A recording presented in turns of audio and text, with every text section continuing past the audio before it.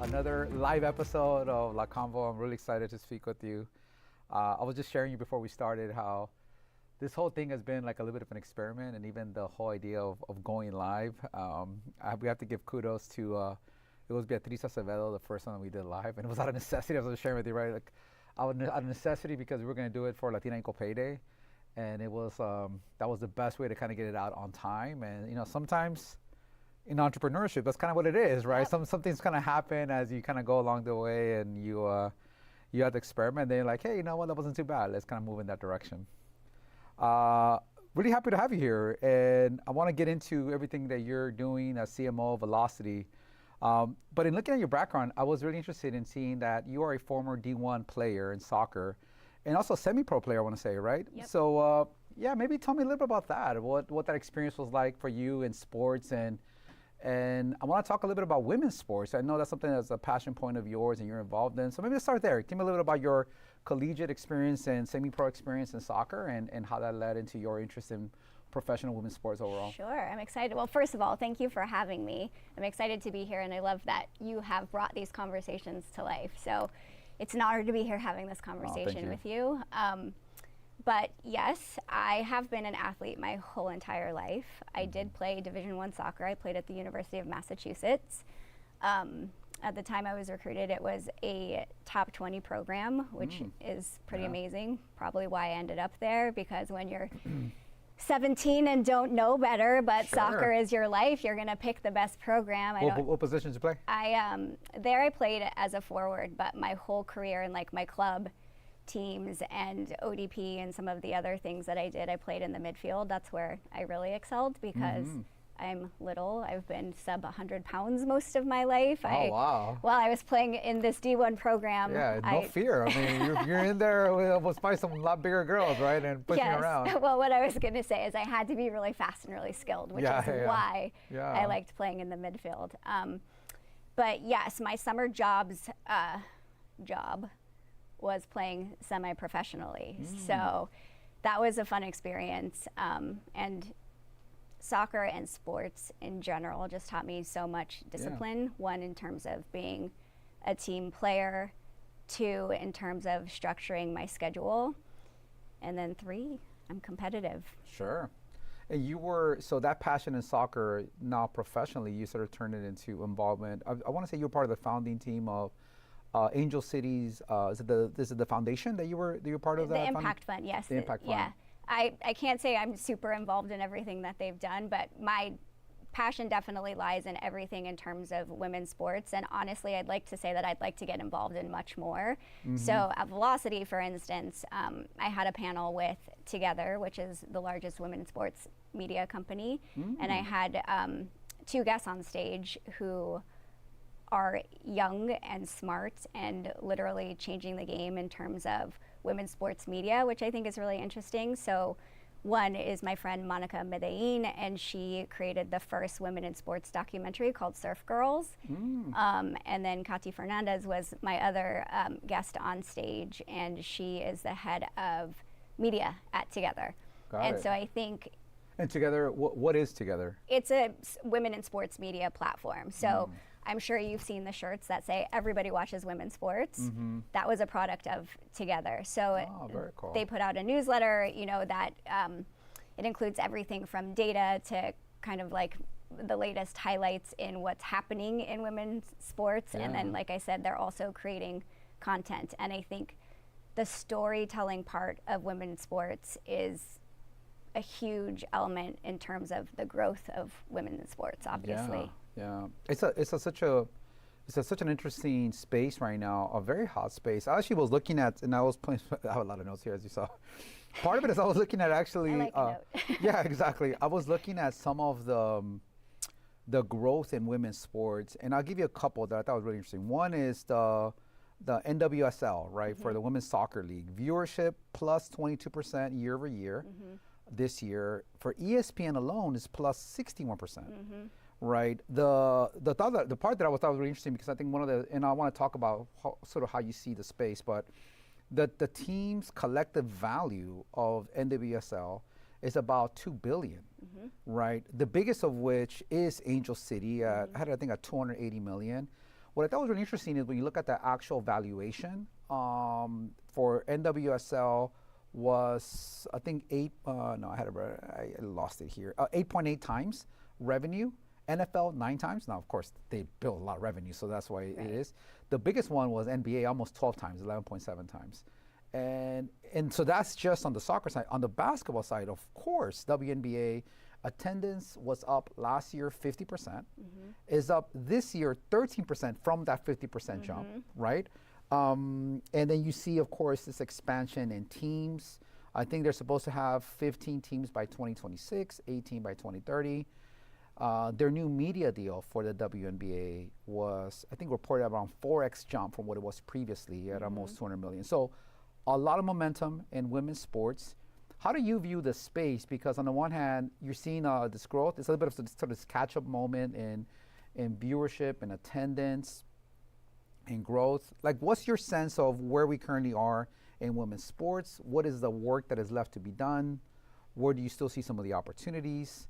I know you mentioned a little bit about NI earlier, which I want to talk to you about that as well, but give me a little bit of an overview of women's sports, kind of how you see it. I mean, I think there's so much opportunity, right? We're just getting started, and I think this is the first time we're seeing, or at least what's being highlighted in terms of the exponential growth of women in sports, right? There's a reason ESPN is now streaming. There's a reason like all of these platforms are now giving coverage of women's sports.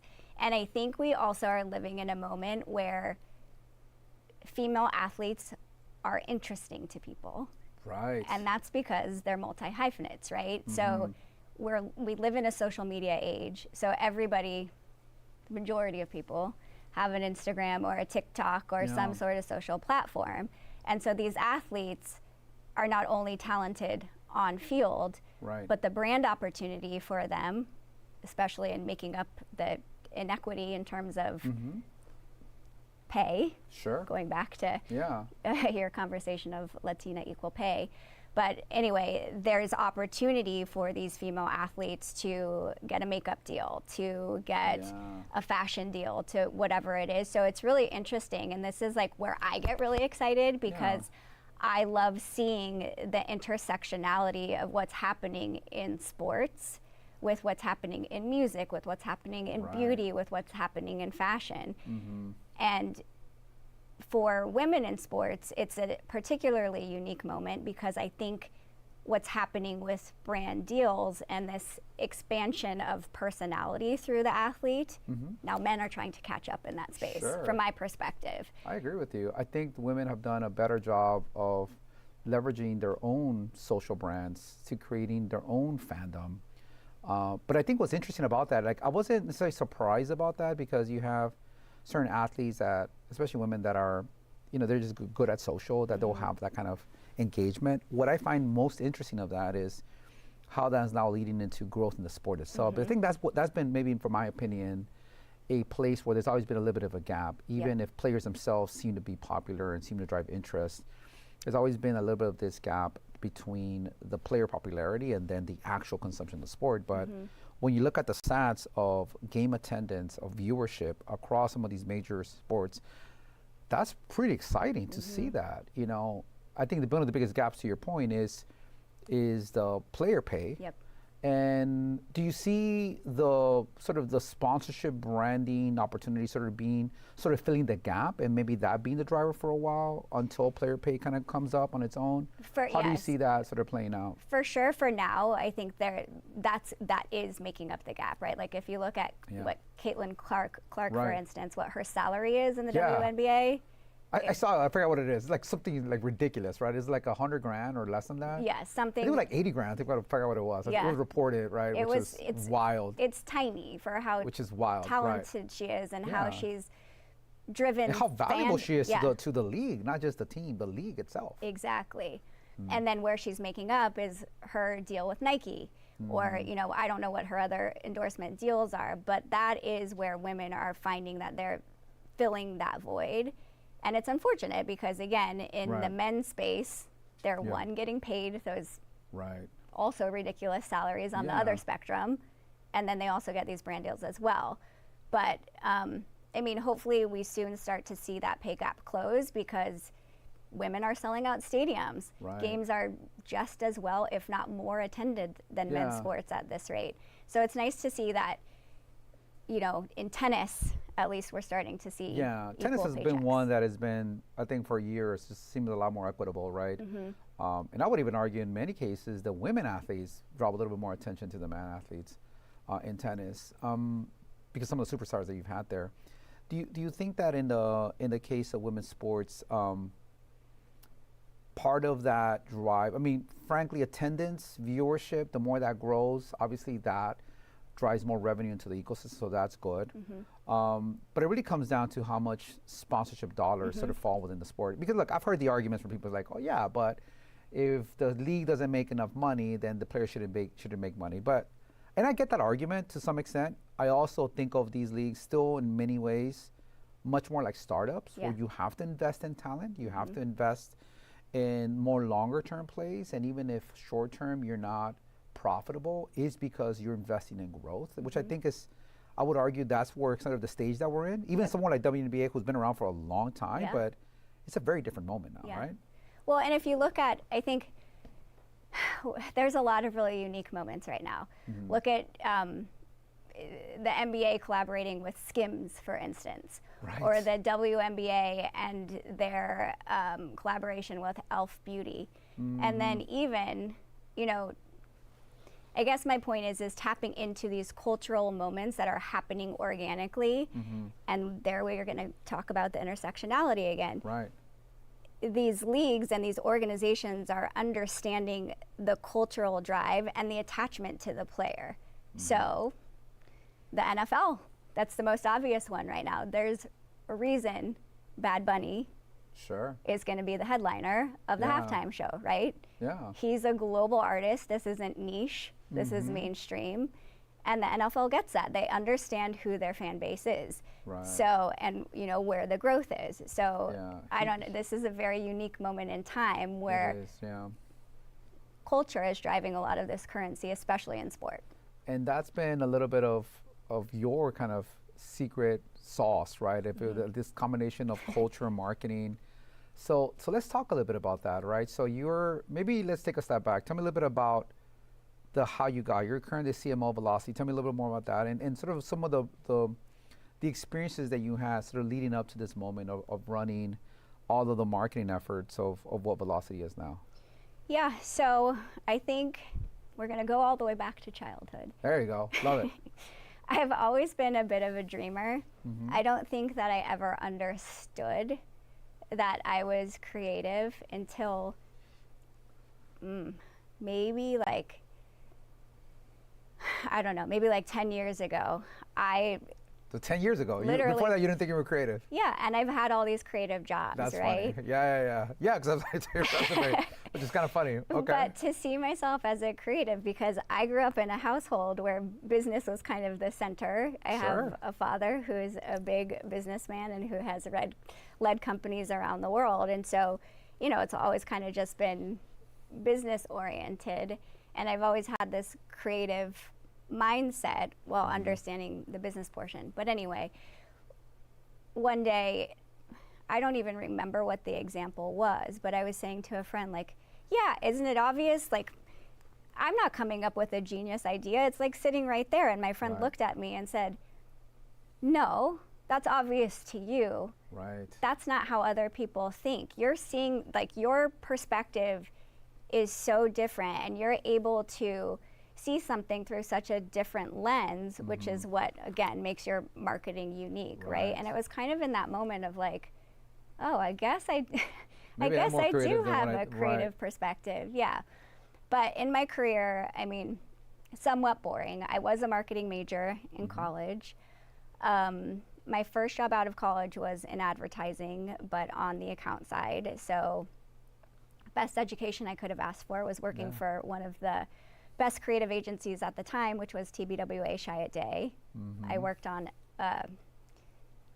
not so sexy account. I worked on pedigree dog food, but what was cool is that we turned something that was so mundane into something that became a global award-winning campaign. Yeah, that's cool. The Dogs Rule campaign. So that was kind of my first toe dip in terms of bridging creative thinking with getting business results, right? Long hours in advertising, a lot of stress, working with the client, liaising, all those different things. So like I said, that was the best education I could have asked for out of college.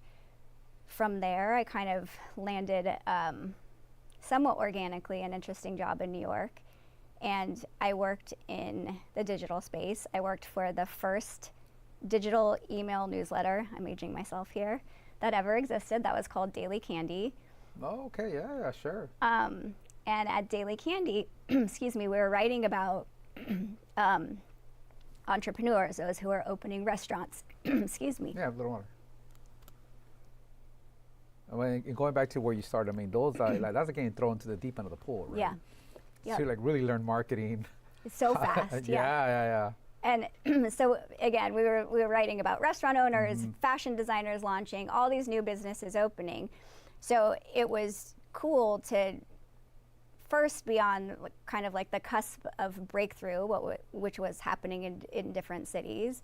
And then to your point, I was employee number 25 at Daily Candy. So being one of the first employees in one of the pioneering digital spaces was also another lesson. But it was while I was at Daily Candy where we were writing about all these other entrepreneurs that I was like, all right, I got to scratch this itch that I have. Yeah. And I became an entrepreneur myself. I then left New York, moved back to LA, and opened my own business, which was a little concept boutique in Beverly Hills. And I combined my two favorite things, which were clothes and candy. Yeah, I saw that. And still are my two favorite things. That's pretty funny. So what was this concept of combining clothes and candy? So I had a moment. I have a giant sweet tooth. If that wasn't obvious. And as a child, I grew up in Colorado. There was a store that I used to go into in the mall, and it was called Mr. Bulky. And it was literally bins of bulk candy. And I will never forget the visual. There was also this giant gumball machine. And there was just something about that store that made me happy. Obviously, I loved getting my candy because I loved candy. But just being in there made me happy. And then Dylan's Candy Bar opened in New York, I think maybe when I was in college. And that was such a cool concept to me, to have this giant flagship store in New York that combined so many different things. It was this world of candy, right? It was like New York's Willy Wonka world. But it was Dylan Lauren. And she was a great source of inspiration too, because she was really creative with how she marketed candy, really, right? So at the age of, I think I was 23 when I first had this idea, maybe 22, I was like, I love candy, what am I gonna do, but what do I do to differentiate myself? And it was like, okay, well, maybe it's combining with another, once again, the hyphen. Joy, yeah. So it became this concept of clothes and candy.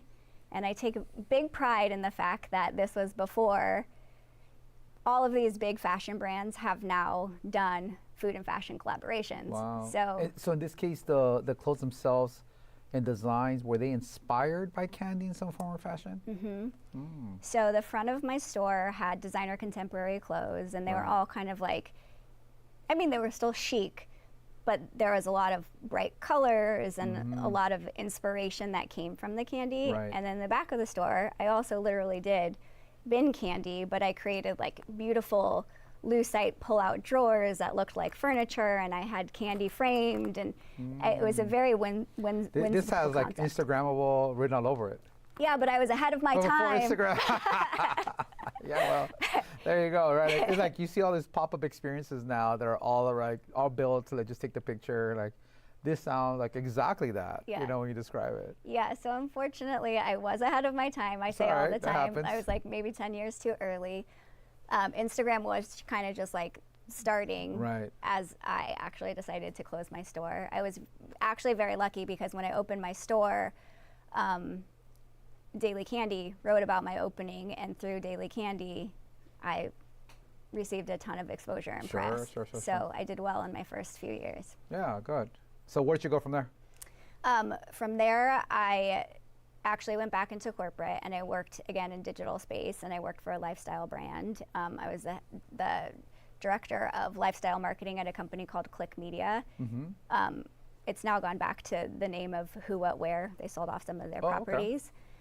So I was there for a short period of time, and then my father came knocking, and I ended up giving him initial advice on an event that he was starting, and my advice turned into consulting, which then turned into a full-time job, which then turned me into being the CMO of that event, and then 7 years later, we then broke off and launched our own event called Velocity, which you mentioned. So this is where Velocity is born. You came in to lead their leadership, their marketing efforts for Velocity.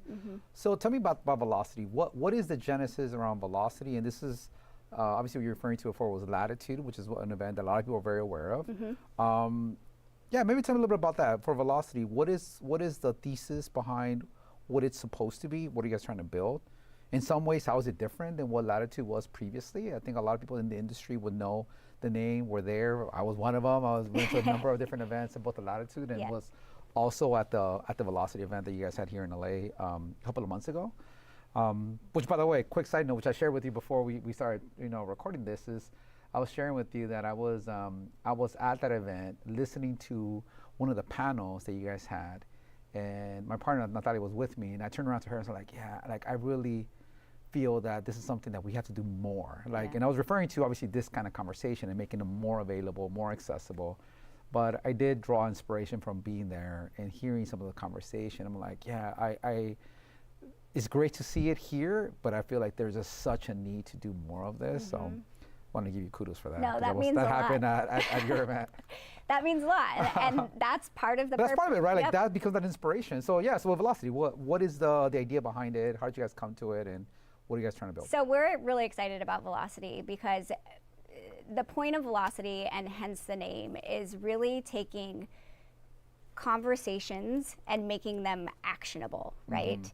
So, there's a million different events, there's a million different conversations happening, but what are we doing? What's that next step in terms of finding investment, making the next deal, influencing corporate culture, putting people in the right spots in the C-suite, inspiring additional conversations, inspiring ideas, sure, and helping fuel the entrepreneurial spirit.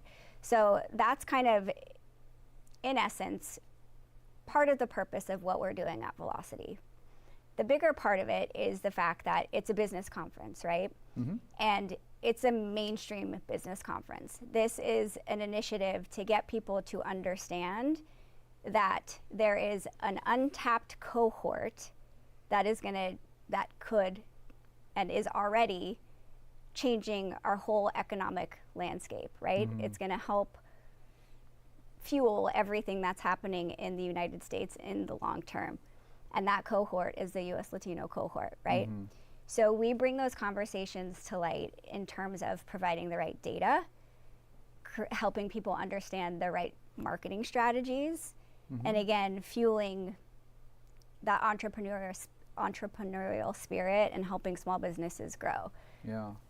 So there's a lot of data that comes out of what we're doing at Velocity. We work with a lot of different partners, and our goal is to help people understand that US Latinos are driving our whole US economy. How do you make sure in creating those kinds of spaces that you're reaching both the right audience, right? Because I think some of the challenges sometimes you see in these kinds of conferences, they can become a little bit of echo chambers, right? You're just talking to yourself like, hey, we're really important. Yeah, we're all agree we're really important. But the people that need to hear it may not always be the ones that are in the room. How do you guys think about creating both an inclusive space that sort of brings in the right people, but it's also reaching across the aisle to the people that also need to hear this? Kind of both, right? Inspiring, supporting those that are maybe Latino, that want to build their businesses, but also bringing that data, that information to other decision makers who may not be Latinos, but who will need to be partners in this journey to make sure that we are leveraging this as an opportunity. So we're really intentional about everybody we work with, from those who we bring on as our corporate sponsors to those who are on our main stage or our breakout sessions. And that's exactly the point. Mm-hmm. Of course, we want a Latino audience so that people feel empowered, so that they're seeing somebody represented in a field who's leading a certain industry, right? That's part of it. That's part of the inspiration. That's part of the pipeline that we want to create for people to excel. But then the other part is bringing those CEOs and executive leaders who are not Latino to our stage and challenging them and saying, how many people are in your C-suite that are Latino executives? You know, what does your strategy look like? Are you guys falling back into the stereotypical, you know, commercial strategy that doesn't necessarily make sense, that doesn't hit the mainstream Latino? So again, it's interesting because sometimes there's feedback of like, well, why are you having this white man on the stage to have a conversation about Latinos and the economic impact? And that's exactly it. Whoever the leader is, it doesn't matter, black, brown, purple, whatever color, it's honing in on the data points, right? And if you're not investing in this cohort, you're going to miss the opportunity. So it's presenting those data, the data and the facts, so that everybody in a broad range is understanding what's going to benefit That's interesting business. that you would get that as not a knock, but as a potential comment, which I understand where that's coming from.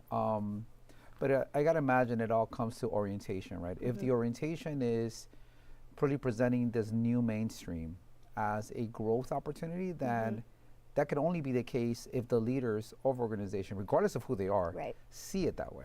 Because if they don't see it that way, like, good luck. It's just not gonna happen. And I think there's this balancing act between that and also, of course, you want to have the right kind of representation in organizations. But if you do it only because of the category that you should, because it's the right thing to do, rather than a growth strategy, like the right thing to do, the truth is when times get tough, things get complicated. You know how it is. People just like all of a sudden it's just not that important anymore. It gets deprioritized. I think that's the challenge, right? To sort of find those two, the balance between those two items. And I think that's why we lean, it's not that I think, it's why we lean so much into the data, because you can't argue with the facts, right? You can't argue with a but I've had Anna here. We've talked to her, Ana Valdez, with Latino Donor Collaborative, and the report that they put out, Latino GDP, which I think is super important. It is. I mean, I've used that data more in more conversations, so I got to give her credit for that, obviously, and the work that their organization does. But that's super important. Yeah, I mean, and that data stops you in your tracks, right? $4 trillion in GDP, 4.1 in purchasing power. The rate of entrepreneurship is 80% net new businesses started by U.S. Latinos. Latinos are filling in the labor force growth gap. And we're growing faster than any other cohort in the United States. We're also the youngest cohort in the United States. So you think we're going away? We're not. We're just continuing to grow. And I can imagine from a marketing standpoint, that in itself, that information is a challenge, right? I mentioned this to Anna, like when you see some of the reports now, the numbers get so big, right? If it was its own economy, it'd be bigger than France and I forget Brazil. It's like France, like UK, right, like fifth in the world, right? We rank fifth, but the numbers get so big, they almost become hard to explain to people. And for yourself, in terms of your role in leading marketing for this organization, what are some of those challenges and how you message all of this? How do you create impact? How are you been approaching these efforts for velocity and being impactful to the people that you want to be impactful to? For me in particular, look, my business partner is my father, who I mentioned in this conversation. But for those that don't know, it's actually Trujillo, right? So those that don't know him, same last name. I tried to not stand in his shadow, but yes, he is my business partner, and he's an amazing business partner to have. Obviously, I've learned a lot from him.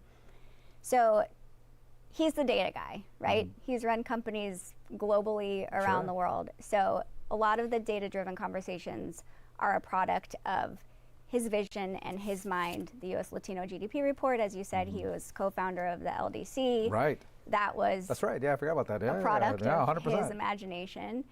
And he continues to evolve and find those spots as we continue to grow as a country and an economy where those gaps need to be filled and what the information is that we need to bring forward.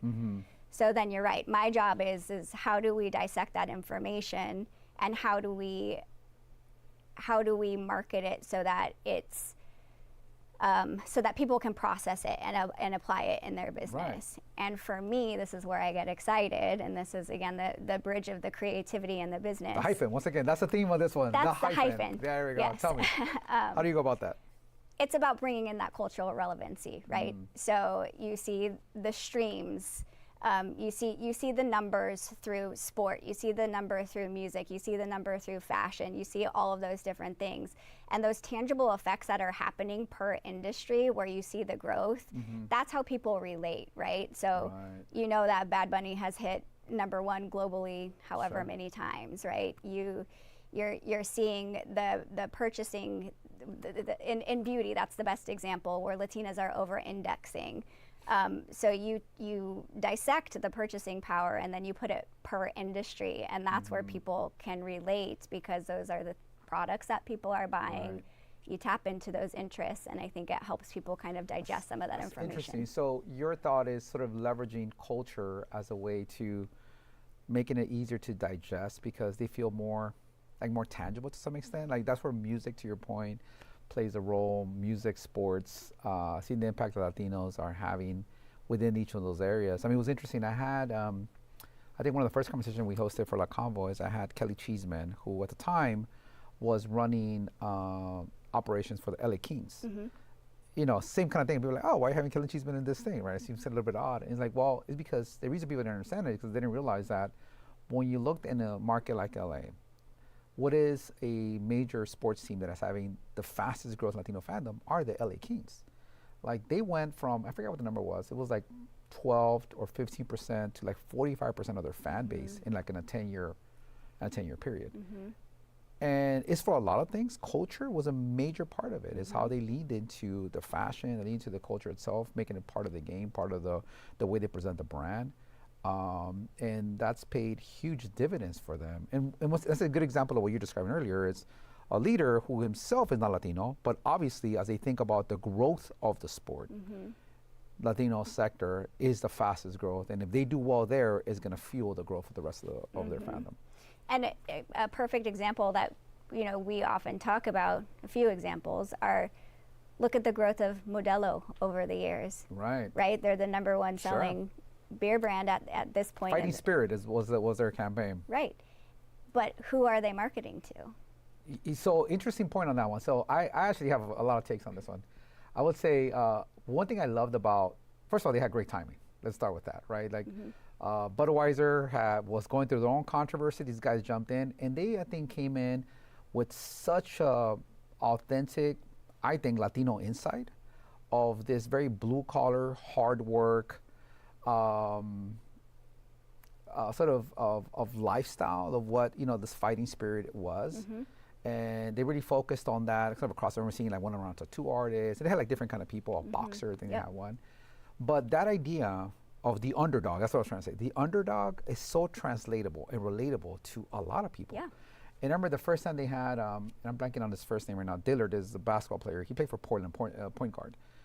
Anyway, I can't think of his first name right now. Basketball player, African American, but now he was a central character of this fighting spirit, and it makes complete sense. And he talks about where he grew up. I forgot where he grew up, like inner city kind of thing. But that idea was very translatable. So even though its roots were very Latino in nature, the concept is very relatable to a lot of people. And it was just a brilliant, I think, marketing strategy. And that hits the nail on the head, right? Yeah. It's not falling into stereotypes. It isn't, no. It's not falling into a joke that I kind of had with one of my former employees was, it's not serape core. It's literally, this is just mainstream marketing. Right. And everybody can relate to it.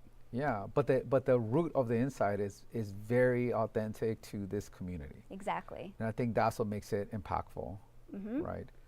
As you think about thought leadership, and obviously it's a core part of what Velocity is, how are you guys thinking about scale, right? Like, I think when we were prepping for the conversation, one thing I mentioned to you is that is a masterclass that has launched this AI well, it's not a bot. It's like a AI, like a virtual agent, right?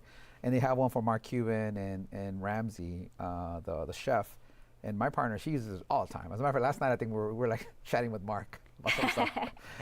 And that's how I rarely use it, but I was doing it with her. Dinner like, time conversation with yeah, Mark Cuban. exactly. Like, oh, I have an idea about this. And it's like, you know what, that was really interesting, because I haven't really played with it much, but I was doing it with her yesterday, is that how much the Mark Cuban AI pushed us back on a concept that was very half-baked, right? I had an idea, and we were kind of throwing it at it, like, oh, this doesn't seem unique enough. Like, what makes us unique? I'm like, oh, that's interesting. Like, this is not just telling me, oh, like, you're a genius. Right. Do it this way. No, it actually was pushing us to better sort of flush out.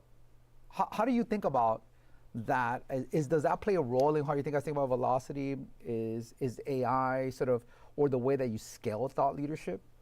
I mean, look, I think we live in, a day and an age where everything is accessible. You can talk to Mark Cuban real time when you have an idea, right? And try to flesh out an idea.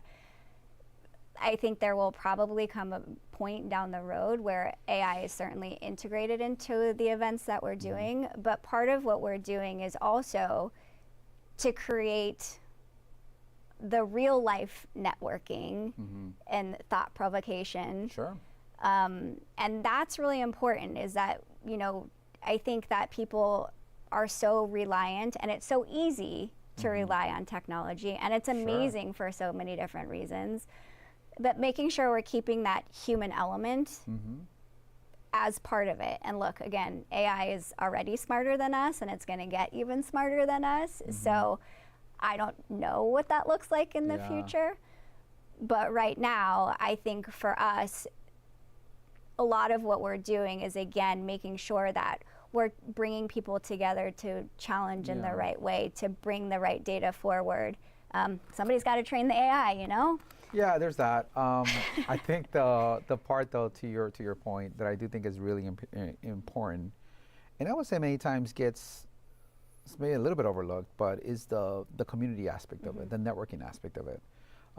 Even when we were thinking about how do we reimagine what this brand Posible, this is where this whole thing kind of came from. Posible was always this brand that we had applied towards entrepreneurs, or emprendedores in Spanish, right? And the idea was that it was sort of manifested within this single day event, this conference, or summit, I guess you would call it. And the thought was like, how do we make this more impactful? How do we have it live a longer life? And we sort of end up thinking about it in a kind of three categories. One was learn, which is educational related, right? Connect, which is the networking piece, and then grow, which is more around like creating actual opportunity. And that grow piece, the reason I was so adamant about that being a core part of it is that I do feel that when it comes especially to entrepreneurship, so much of what drives ultimate success is who we know and what opportunities they can create, help us create, right? And getting the right intro to a venture fund, getting the right intro to that potential business partner, people that you run into, people that you spend time with, just makes such a difference. And I think for as much as we talk about technology and ideas and AI, like that's really hard to replace. It's so different once you know someone and trust someone to want to be able to do business with them, right? To want to work with them. So I could see that being the case. Do you see a future instance where AI plays a more relevant, well, not relevant, a bigger role within what you guys are thinking about it? Or is your idea to really keep it on the experiential side, on the networking side, really focus on actual events? I think, look, never say never. I think part of the experiential side can be integrating AI in terms of what we're doing. We did have a session at Velocity this year where we introduced an AI agent. He was a guest on our stage. Oh, interesting. And his name was Agent Nouveau. And I mean, again, it was bringing forward. What was the intent of that agent? Like, what was the idea behind having it? That conversation in particular was kind of about AI in healthcare, but Agent Nouveau himself is really to illustrate the fact that at some point in probably the near future, we're all going to have these AI agents who are helping us in our day-to-day life. So Agent Nouveau can help you, call the doctor, tell you how healthy you are in the day, maybe giving your sleeping metrics, kind of things that maybe the Oura Ring is doing. I'm probably speaking a little bit out of turn in terms of what he is currently capable of doing, but you know, But that's the idea. That's the sort of way he's you see it. essentially your personal assistant in terms of. But this is something specific from Velocity or from a partner that you guys were sort of featuring? It's through a partner that we were featuring through Conectado. So Guillermo Diaz was the person who brought Agent Nouveau to our stage.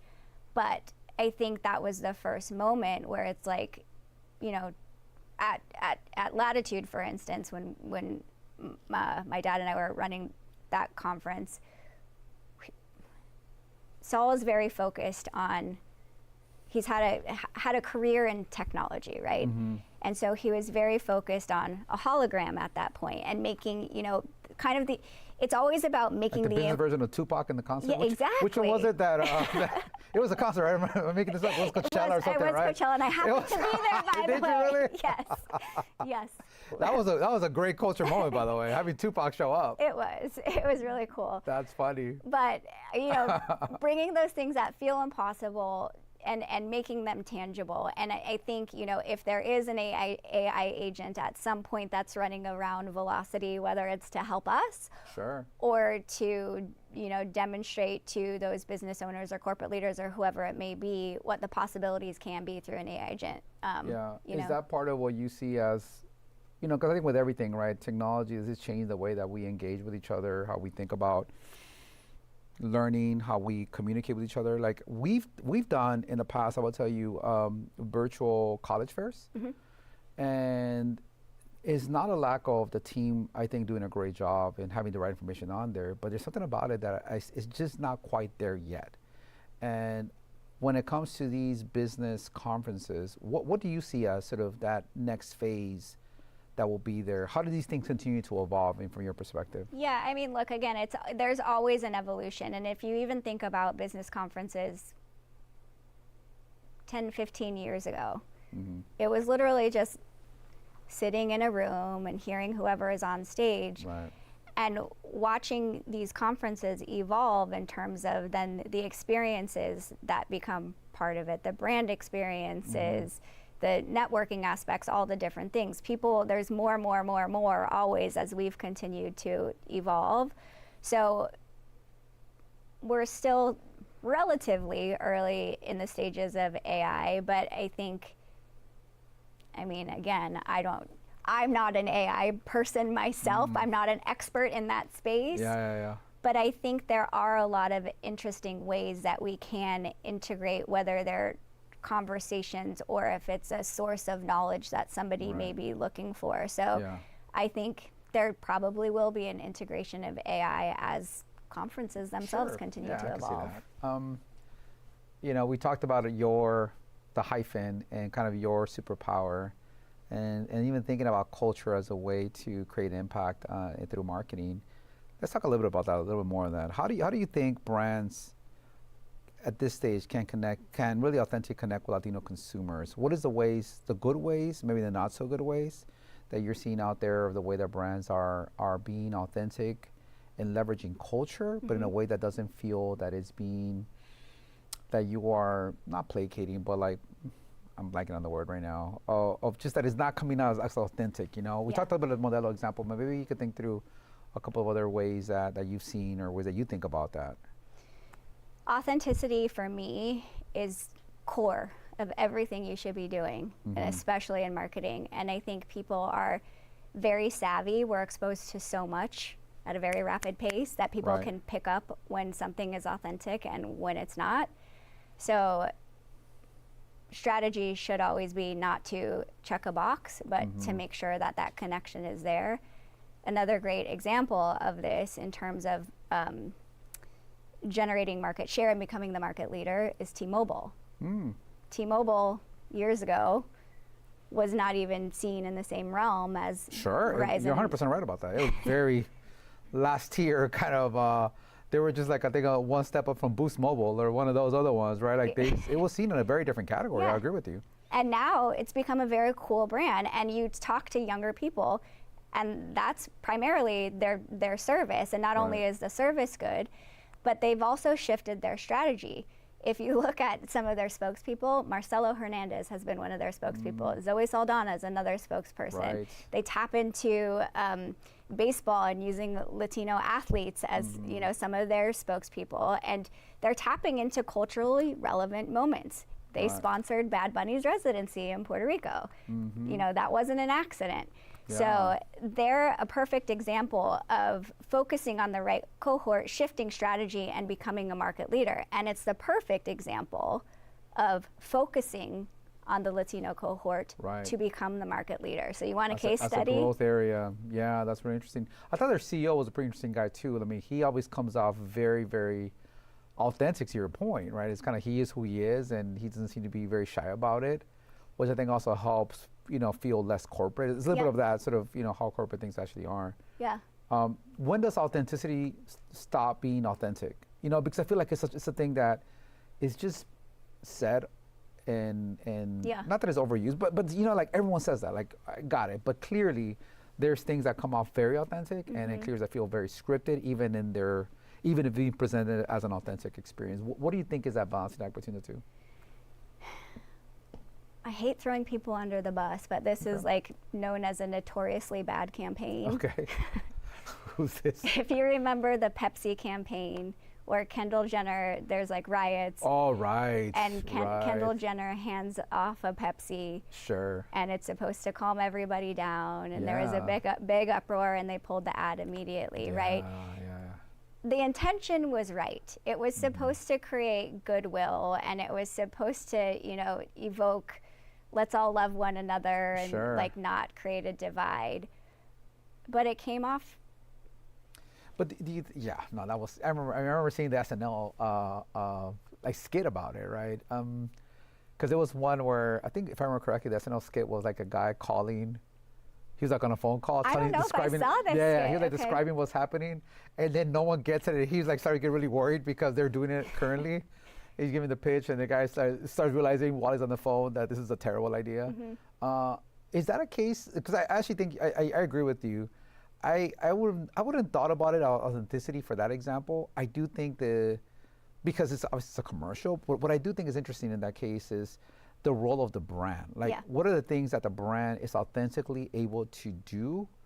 Where are cases where the brand leads? Where are cases where the brand should be in the background? Yeah. Right. And in that case, I think part of what to me felt like the biggest miss is that the right idea, we should bridge the gap. We should have more conversations. We should walk across the aisle. We should look to create moments of connections, not moments of division. That, I think everyone could kind of agree to that. Should the brand be the leader in that and being at the forefront of that? Probably not. Right. Like, I'll give you the inverse of that, which I thought, I'm curious what you think about this example. There was a campaign a couple years back. I forget now if it was Super Bowl or what it was for. And I want to say it was Budweiser, okay? And the whole premise of the commercial was people that were kind of going through like a tough moment, and someone recognizing it, and then telling, hey, let's go grab a beer. Yeah. And the idea of let's go grab a beer, I loved it because it really was not about the beer. And sure, there was a shot with the beer there that said Budweiser, but it wasn't like, let's go have a Budweiser, let's go have a Bud. Like, that's where in my mind was the line that would have been drawn of it, like, from feels authentic. Because it evoked emotion. To something that like, nah, this now feels fake, feels forced. And I love, I think, in the case, and especially in the case, and maybe as someone who probably isn't always the best at sharing what I feel about things, I have a little hard time with that. I also know the power of having that kind of conversation between two people that maybe have a hard time sharing their emotions, and how that can come over a beer. Right. And the idea is that we all know what we're going to do. We're not going to call it that. Right. Like, I want to hear how you're doing. We're not going to call it that. We're just going to have a beer. Right. And in that process, maybe talk about things that could be a little bit difficult to talk about. And I just thought it was such a, like, they hit it, like, they nailed it. They nailed the idea. They nailed the use case. It felt very authentic, and almost like a call to action to have that kind of conversation. Yeah.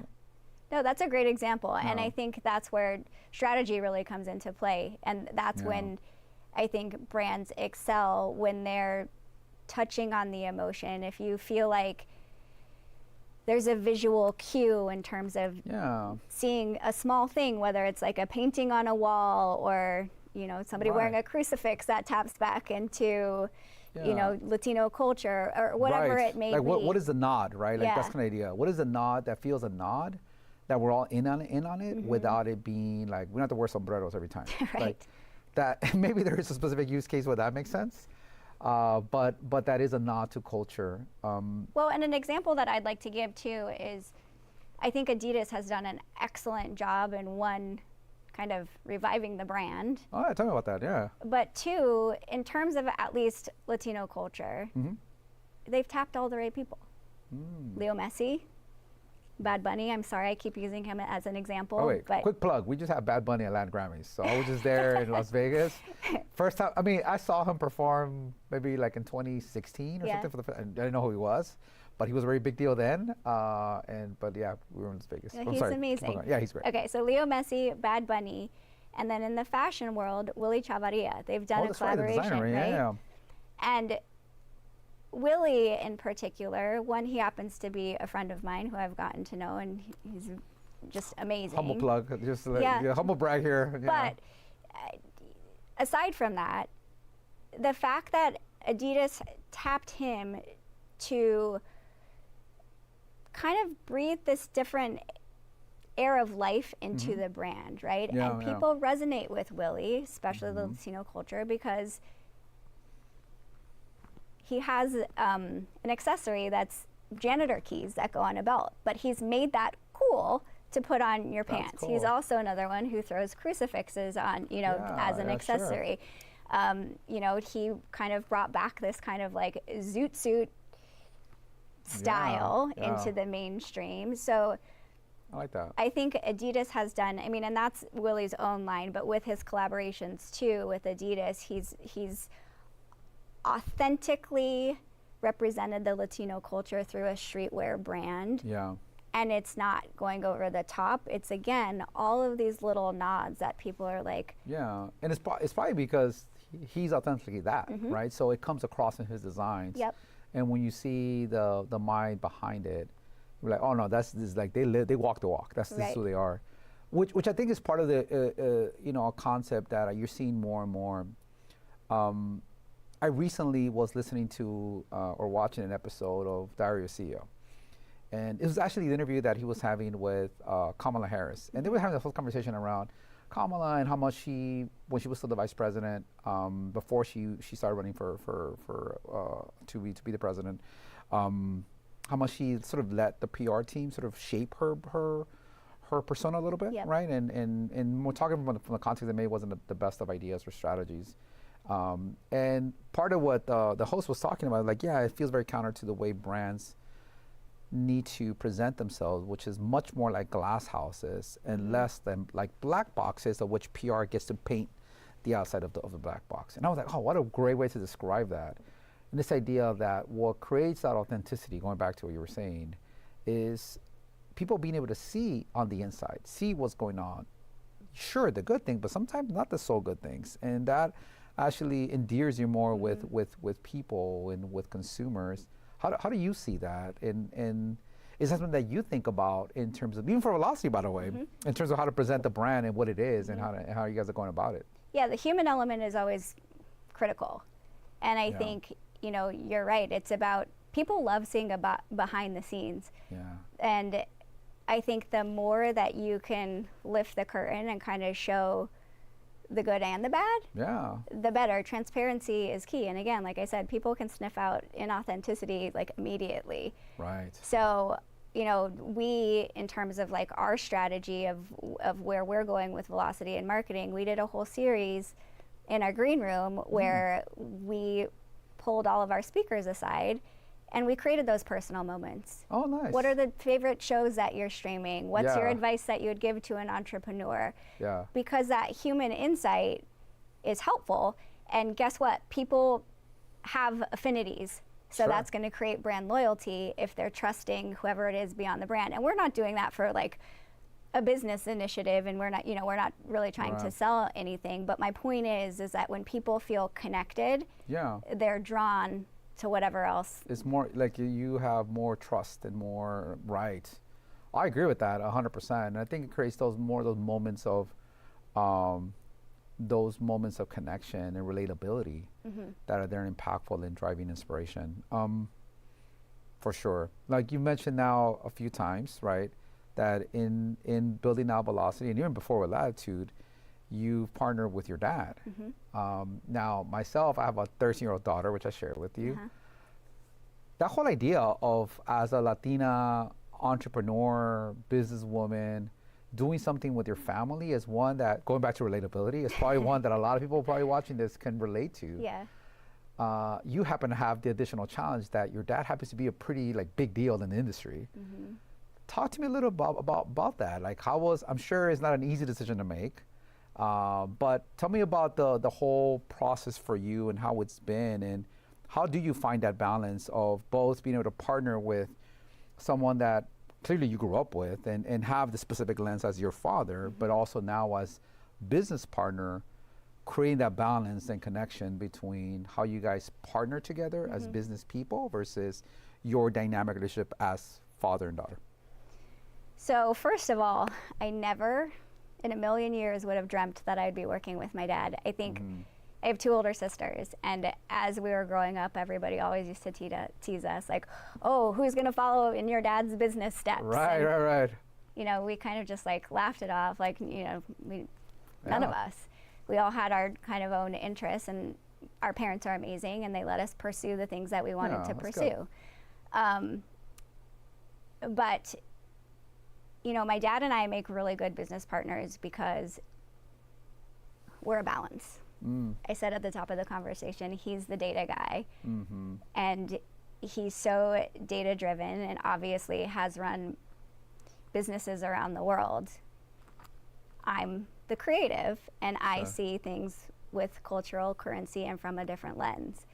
He's also from a different generation, as am I. And I think together we create this kind of like perfect harmony of two different perspectives. And that's, I think, why we saw such great success in Velocity as our first year, because it is this bridge of big business and data, but also the relatability and where we're going through different business sectors. Yeah. And, you know, I'm not going to lie, father-daughter relationship, there's emotions that definitely happen from time to time. I mean, I'm dealing with it right now. I'm a 13-year-old. But what I will say is that the implicit trust that, you know, that my dad provides, you know, he knows that I've had a strong career in marketing and that I've generated a lot of great ideas and have influenced a lot of business, and so, you know, he lets me run with ideas. Yeah. No, that's great to hear. Well, I'm not sure we're hearing the music. This is maybe part of the live piece of it.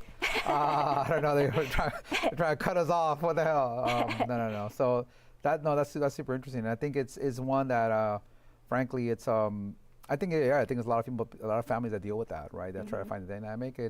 That has its own set of challenges, but I also think it's one that, you know, I personally would love for one day to my daughter to want to work with me. Yeah. I think that's the kind of thing maybe I think as fathers, I would assume a lot of us would sort of strive for that, but it has to be in a manner that is productive, I think, right? And that is, I think the respect piece, I think to your point is really important. I also think that part of it though, and maybe it's kudos to your dad, is recognizing that in order to be relevant and impactful to the generations that you want to impact, you also got to have that perspective that first you trust, but that is of those generations, that is of closer to that audience that you want to connect with, right? And in my own little way, I do that with my daughter. I'm always like asking about stuff going on with her like generation, so I can have a better understanding. We had the whole 6-7 conversation a while ago, by the way, so I was very plugged in into why that was happening, and exactly why that was the case. So I'm not gonna be one parent that doesn't know what it is for that reason. But I think that's an important piece. We like to kind of end the conversation in sort of two notes, right? So before we wrap up, I want to hit two points with you. One is, look, you clearly have done a lot of things, and have had a lot of different kind of experience. Big corporations, big in marketing, your own startup and founder of your own business, big conference and working with your dad. What are some hard-earned lessons that you've gained throughout your career that could be, I think, helpful, valuable to people that are maybe earlier in their journey, or especially for those that are in their in an entrepreneurial journey that they want to pursue? First, I'm going to give a piece of advice because I think over time I've learned that I need to trust my instincts. Mm-hmm. I've super important, by the way. Yeah, I've told you that I overthink. Sure.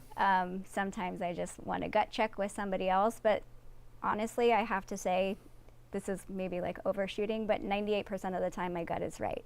Mm-hmm. So I think, one, it's trusting instincts and following what you know is right, even if it seems off the beaten path. Even if it's unpopular. Yeah.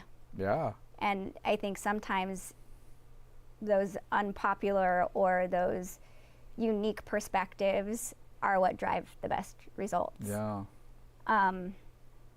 And then a hard learned lesson is, not everybody's looking out for your best interests. Mm-hmm. There's a lot of people who will take your ideas and pass them off as your own. Mm-hmm. But the greatest lesson in that is that it's a compliment to who you are, your unique thinking. And again, another piece of advice is the fact that if you're the original thinker of that idea, nobody can replicate that, right? Yeah. You can take the recipe, but the sauce isn't going to taste the same, as they say. I like that. Yeah. So, those are kind of the things that I would say that I've really learned in the, I guess, last decade of my career. Is there anything specifically that you've thought about or done to trust your gut more? I think it's really more that, like I said, with my story even, I honed in on this, what has now become a big trend. Mm-hmm. So I tend to have these ideas prior to becoming like this mainstream thing. And I think for me, it's like, I feel like I've missed some opportunities because my thinking was wild and I didn't pursue some of these things. We need wild thinking. That's what's gonna, that's what's gonna make an impact. If you don't, just stay in the current path, that's not really gonna make much waves. Yeah, so that's really it, is I think that I've maybe let some opportunities pass that I should have pursued.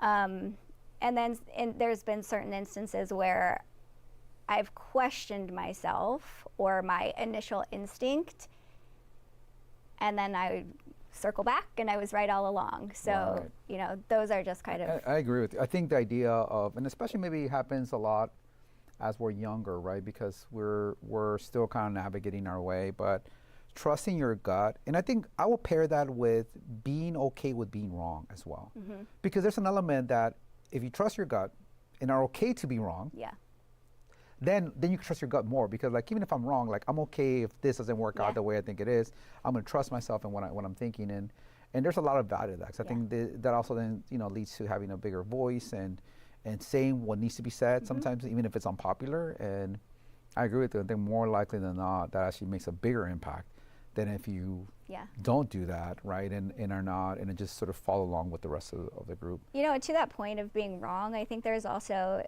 a weird power in an apology. When you are wrong, right, then owning that and saying, I was wrong, because then it just shows that you've grown and you've learned from that moment too. I agree 100%. All right, last one. Okay. Andrea, what is a prediction that you see? If you look forward 5-10 years, what is a trend that you think is coming, is happening within your given space that maybe the rest of us are not really thinking about yet? That one's stopping me in my tracks. I think I feel like stuck right now in answering that question because so much is happening so fast. And going back to where we were talking about AI, I don't know what's going to happen with AI.